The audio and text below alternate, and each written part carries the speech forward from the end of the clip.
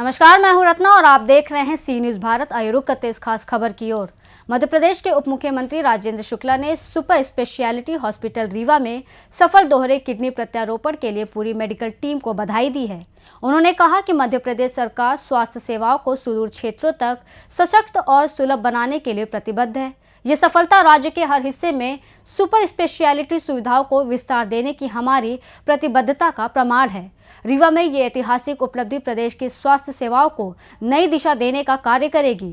Deputy CM Rajendra Shukla ने कहा कि राज्य सरकार अंग प्रत्यारोपण जैसे जटिल चिकित्सा प्रक्रियाओं के लिए आवश्यक संसाधनों और विशेषज्ञों को हर मेडिकल संस्थान में सुलभ बनाने के लिए निरंतर कार्य कर रही है। उन्होंने इस उपलब्धि को रीवा और पूरे प्रदेश के लिए गर्व का क्षण बताते हुए टीम की मेहनत और समर्पण की सराहना की।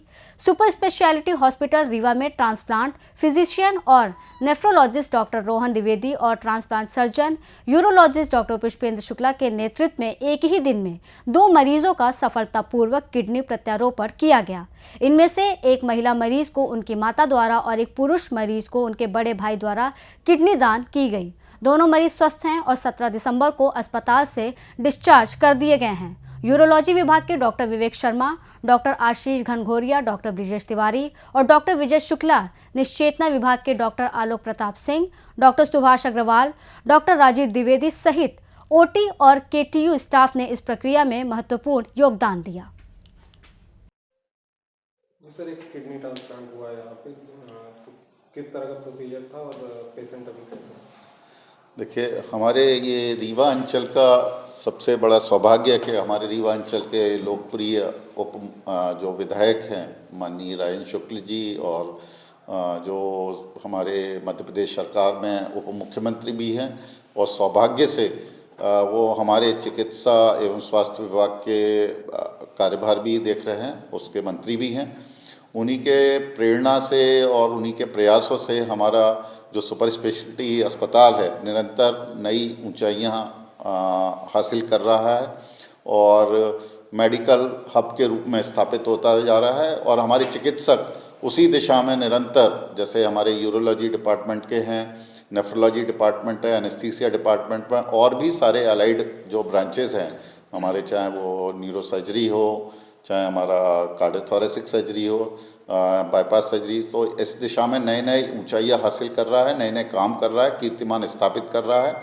और पहले से हमारे इतने दिनों से किडनी ट्रांसप्लांट तो हो ही रहे थे, लेकिन एक ही दिन के अंदर 2 रीनल ट्रांसप्लांट करना एक नया रिकॉर्ड हमारे रीवा अंचल में हमारे चिकित्सकों ने, नेफ्रोलॉजी और यूरोलॉजी विभाग के और एनेस्थीसिया टीम के और सभी पैरामेडिकल स्टाफ, सभी मैनेजमेंट की तरफ से उन्होंने ये किया। और आज जो मरीज़ हमारे डिस्चार्ज हो रहे हैं स्वस्थ होके, ये रियली में एक बहुत ही खुशी का अवसर है।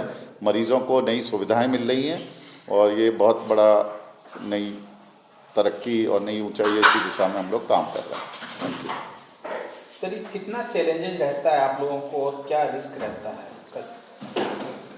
इसके लिए हमारे जो यूरोलॉजी डिपार्टमेंट के हैं एचओडी वो बताएंगे, और हमारे नेफ्रोलॉजी जिन्होंने पोस्ट ऑपरेटिव में जो उसका जो मैनेजमेंट होता है, जो उसको प्रिवेंट करना है कि कोई रिजेक्शन ना हो जाए, उसके पहले हमें एक प्री ऑपरेटिव भी पूरा मैचिंग करना पड़ता है, डोनर्स को तैयार करना, उनका मैचिंग करना, और फिर सर्जिकल चैलेंजेस तो रहते ही हैं जो हमारी पूरी सावधानी के तौर पे सभी कर रहे हैं। और अभी तक जितने भी ट्रांसप्लांट हुए हैं वह सफल हुए हैं।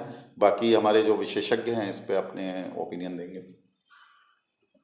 जहाँ तक आपने चैलेंजेस और रिस्क की बात की, तो जो रीनल ट्रांसप्लांट सर्जरी है उसमें 2 लोग की ज़िंदगी जुड़ी होती है, एक व्यक्ति जो दान देता है और एक व्यक्ति जो रेसिपिएंट होता है।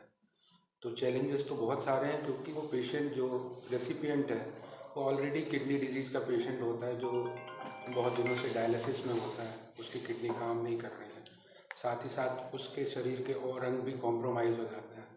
तो जो हमारा पेशेंट सिलेक्शन होता है उसमें मेनली हमारे जो नेफ्रोलॉजिस्ट हैं डॉक्टर रोहन द्विवेदी, तो उनके पास प्राइमरी पेशेंट आता है, फिर वो डायलिसिस में रहता है, और अगर फिर वो ट्रांसप्लांट के लिए उसे ऑप्शन दिया जाता है और अगर उसके पास डोनर होता है तो उसके बाद उसका पूरा वर्कअप होता है कि जो उसकी किडनी है वो जो उसे मिलने वाली है वो किस तरह शरीर के अंदर रिस्पॉन्ड करती है।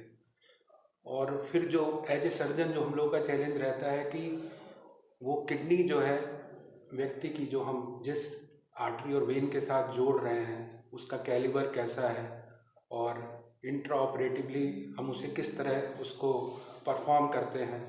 तो जो मेन जो होता है इंट्रा ऑपरेटिवली जो हमारा मेन सर्जन्स का, और शुरू के 5-6 दिन रहते हैं जो हम लोग के लिए उतार चढ़ाव वाले होते हैं। और एक बार किडनी लग गई और वो किडनी यूरिन बनाने लगती है तो हम लोग की बहुत सारे जो मतलब हम लोग ये कह सकते हैं कि जो दी गई किडनी है वो अच्छी तरीके से शरीर में काम कर रही है।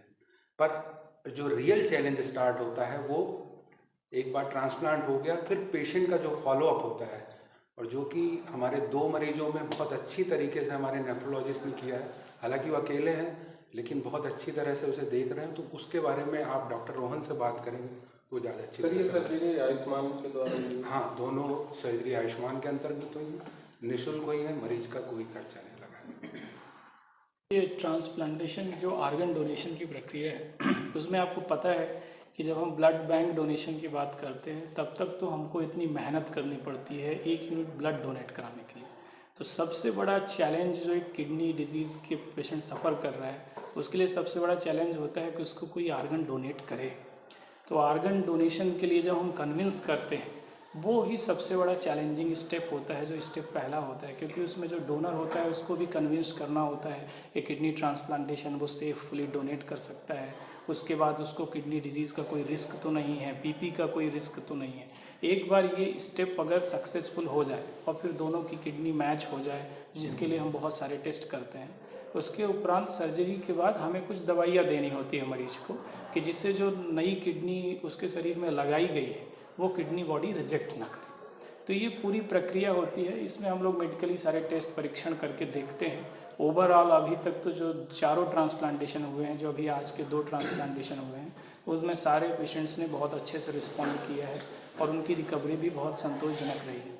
इसके साथ मैं ये चीज़ भी कहना चाहता हूँ, जो हमने ये 2 ट्रांसप्लांटेशन एक ही दिन किए उससे 2 चीज़ें आई हैं। एक तो ये ऐसा गवर्नमेंट हॉस्पिटल्स में पूरे प्रदेश में अभी तक ऐसा किसी भी किडनी ट्रांसप्लांटेशन का ऐसा कोई उल्लेख अभी तक कहीं नहीं हुआ है। एक बात तो ये है, और ये जैसा कि हमारे डीन सर ने बताया, ये पूरी टीम का और जो माननीय मंत्री जी हैं उनके बिना प्रेरणा और मार्गदर्शन के संभव न हो पाता। दूसरी चीज़ ये है कि हमने अपने हॉस्पिटल में अपने स्टाफ की, अपने डॉक्टर्स की, अपने नर्सिंग स्टाफ की, ओटी स्टाफ की, सबकी क्षमता भी असेस की है कि क्या हम ऐसा कर सकते हैं एक दिन में 2 ट्रांसप्लांटेशन सक्सेसफुल, क्योंकि उनका बहुत मैनेजमेंट लगता है, उनके लिए बहुत बिगरसली सारी चीज़ें देखनी पड़ती है। तो हम उसमें भी पूरी तरीके से सफल रहे हैं ये असेस करने में कि हाँ हमारी क्षमता है कि हम एक साथ 2 ट्रांसप्लांटेशन सक्सेसफुली कर सकते हैं। हमारी एनेस्थीसिया की टीम, हमारी सर्जरी की टीम, पूरे मेडिकल स्टाफ, सब ने इसमें बहुत ही सराहनीय योगदान दिया है इस कार्य को करने में। सर, किडनी पेशेंट अपने विंध्य क्षेत्र में ज़्यादा है, मुख्य वजह क्या है? नहीं, देखो किडनी के पेशेंट का ग्राफ पूरे इंडिया में अप गोइंग है, ग्राफ पूरे इंडिया में अप गोइंग है, ऊपर की तरफ जा रहा है। ऐसा नहीं कि सिर्फ विंध्य प्रदेश में है, हर जगह किडनी और एक जैसा ही इंसिडेंस है। ऐसा भी नहीं है कि हमारे क्षेत्र में ज़्यादा है दूसरे क्षेत्र की तुलना में, हर जगह लगभग वही है।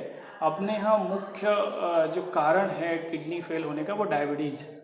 डायबिटीज़ की वजह से ही ज़्यादातर, अगर आप किसी भी डायलिसिस यूनिट में जाएंगे और देखेंगे तो आपको पता चलेगा कि 40% पेशेंट जिनकी डायलिसिस चल रही है उनकी किडनी ख़राब होने की वजह डायबिटीज़ की बीमारी है, जो कि लंबे समय तक अगर अनियंत्रित रहे तो फेल हो जाता है। उसके बाद युवाओं में जो किडनी फेल होने की वजह है उसकी सबसे बड़ी वजह है ऑटो इम्यून बीमारियां हैं। ऑटो इम्यून मतलब ऐसा कि जिसमें कुछ बॉडी में ऐसे जेनेटिक डिफेक्ट रहते हैं जिसकी वजह से किडनी स्वतः ही ख़राब हो जाती है किसी एनवायरमेंटल ट्रिगर की वजह से।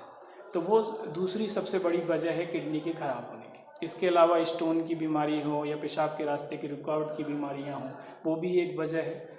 एक चौथी जो अभी नई आजकल उभर के वजह बन के आ रही है वो है ओवर द काउंटर ड्रग की दवाइयों का सेवन करना, और दूसरी पद्धति की दवाइयाँ जिनमें हैवी मेटल्स मिले होते हैं उनका इस्तेमाल करना। जिम ट्रेनर जो युवाएं हैं, नए युवा हैं, वो भी बहुत सारी बॉडी बिल्डिंग के लिए प्रोटीन्स यूज करते हैं जिसमें भी बहुत सारा एडल्ट्रेशन रहता है हैवी मेटल्स के रूप में। तो ये सब वजह हैं जो है तो किडनी के खराब होने की। रीवा से सी न्यूज़ संवाददाता अर्जुन की रिपोर्ट। फिलहाल इस खास खबर में बस इतना ही। देश और दुनिया की तमाम बड़ी खबरों के लिए देखते रहिए सी न्यूज़ भारत।